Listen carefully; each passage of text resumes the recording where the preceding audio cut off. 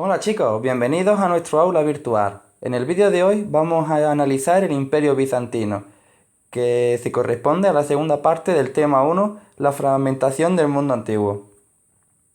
Recordad que mientras Occidente sucumbió a manos de los pueblos germánicos y se convirtió en una economía agraria y de subsistencia, el Imperio Romano de Oriente mantuvo su riqueza y pudo frenar las invasiones de los pueblos germanos.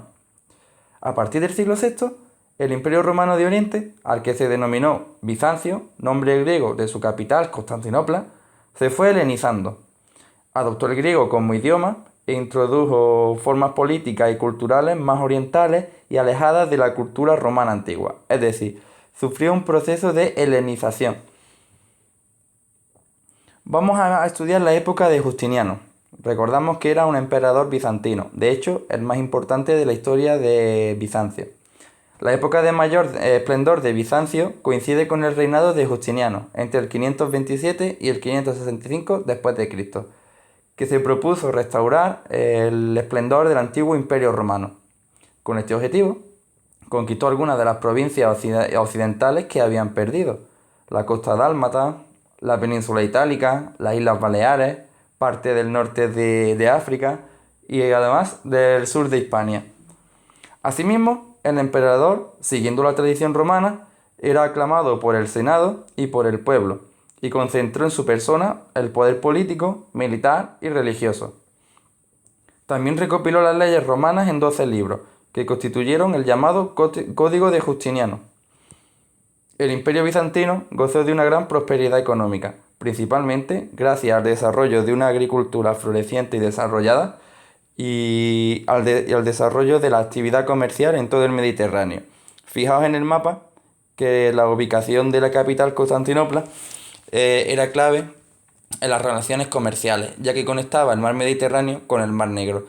De ahí que el Imperio bizantino fuese una de las grandes potencias de la Edad Media, debido a que desarrolló una actividad comercial muy importante. Ahora vamos a analizar la Segunda Edad de Oro y el Cisma de Oriente. Entre los siglos VII y VIII, Bizancio perdió una gran parte de las conquistas que Justiniano había realizado. El imperio se replegó sobre su zona oriental, continuó con el proceso de helenización y el griego se convirtió en lengua oficial del Imperio bizantino.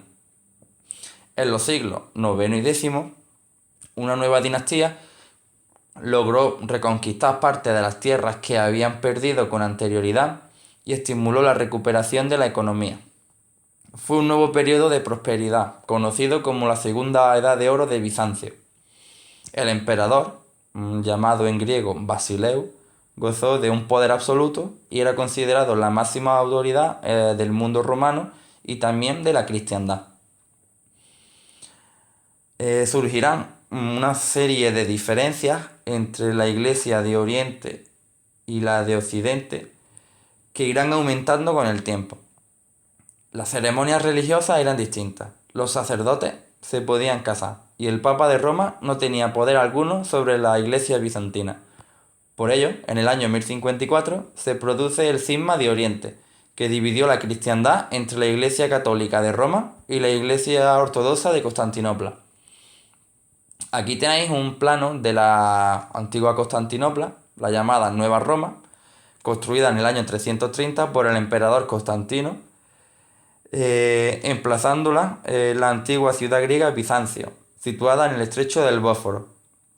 La rodeó de murallas y se edificaron iglesias y palacios. Contó con más de medio millón de habitantes, convirtiéndose en el principal puerto comercial del Mediterráneo. Si veis, la ciudad tenía un doble amurallamiento, la muralla de Teodosio y la muralla de Constantino. El foro era el centro neurálgico de la ciudad. Ahí tenemos dos, el de Constantino y el de Teodosio, muy próximos entre sí. Su puerto fue muy importante debido a que era escala habitual entre los barcos que iban desde el Mediterráneo hasta el Mar Negro. Y uno de los edificios más importantes fue el hipódromo, donde se realizaban carreras a caballo. Además, el hipódromo se encontraba en un recinto cerrado y separado del resto de la ciudad, donde también encontramos el palacio del Basileus, del emperador, y la iglesia de Santa Sofía.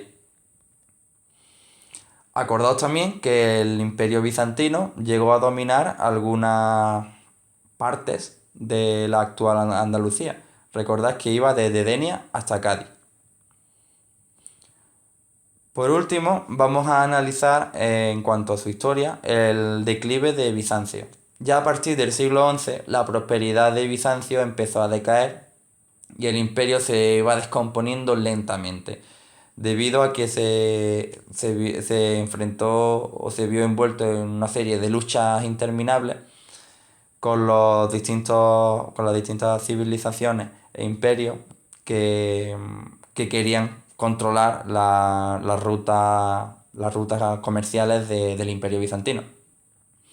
Su capital, Constantinopla, después de resistir en varias ocasiones a los embates de los musulmanes, cae en el año 1453 a manos de los turcos otomanos y el Imperio Bizantino desapareció de la historia.